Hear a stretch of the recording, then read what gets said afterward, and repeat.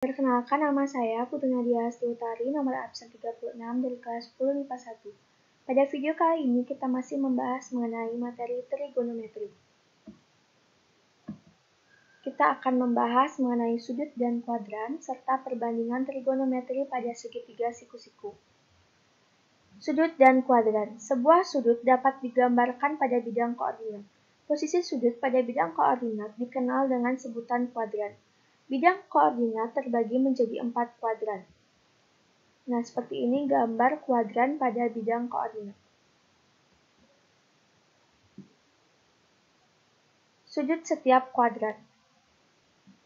Sudut kuadran 1 terletak antara 0 derajat dan 90 derajat, di mana nilai X lebih besar daripada 0 derajat dan nilai X lebih kecil dari 90 derajat. Semua bernilai positif. Sudut kuadran yang kedua terletak antara 90 derajat dan 180 derajat, di mana X lebih besar dari 90 derajat dan X lebih kecil dari 180 derajat. Hanya nilai sinus yang positif, kosinus dan tangen bernilai negatif. Sudut kuadran yang ketiga terletak antara 180 derajat dan 270 derajat, di mana 180 derajat lebih kecil dari nilai X dan nilai X lebih kecil dari 270 derajat. Hanya nilai tangen yang bersifat positif. Sisanya kosinus dan sinus bernilai negatif. Sudut kuadran yang keempat terletak antara 270 derajat dan 360 derajat, di mana nilai X lebih besar dari 270 derajat dan nilai X lebih kecil dari 360 derajat. Hanya nilai kosinus yang positif. Kosinus dan tangen bernilai negatif. Yang kedua, perbandingan trigonometri pada segitiga siku-siku. Segitiga siku-siku yaitu segitiga dengan salah satu sudutnya adalah 90 derajat. Dalam segitiga siku-siku terdapat sisi miring yang disebut dengan hipotenusa. Kuadrat hipotenusa yaitu jumlah dari kuadrat dua sisi lainnya. Nah, ini dia sisi depan, sisi miring, dan sisi samping, di mana sisi miringnya selalu lebih besar daripada sisi lainnya. Sisi depan artinya sisi di depan sudut. Sisi samping artinya sisi yang menjadi kaki sudut tersebut dan terhubung dengan sudut siku-siku. Sisi miring yaitu artinya sisi di depan sudut siku-siku. Lalu sisi depan dan sisi samping dapat berubah tergantung sudut yang digunakan, sedangkan sisi miring selalu sama, yaitu sisi terpanjang dan letaknya selalu di depan sudut siku-siku.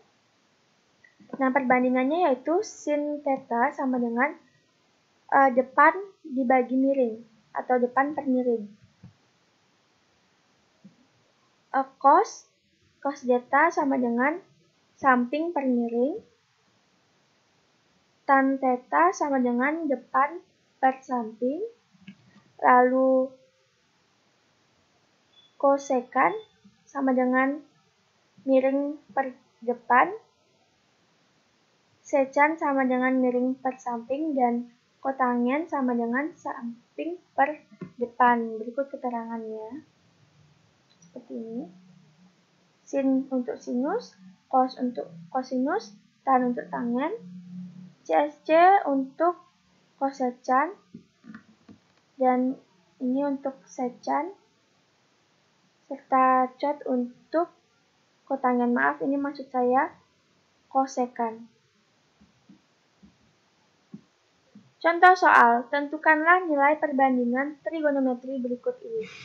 Yang pertama, sin 210 derajat, dan yang kedua, tan 225 derajat. Penyelesaiannya, yang pertama, sin 210 derajat.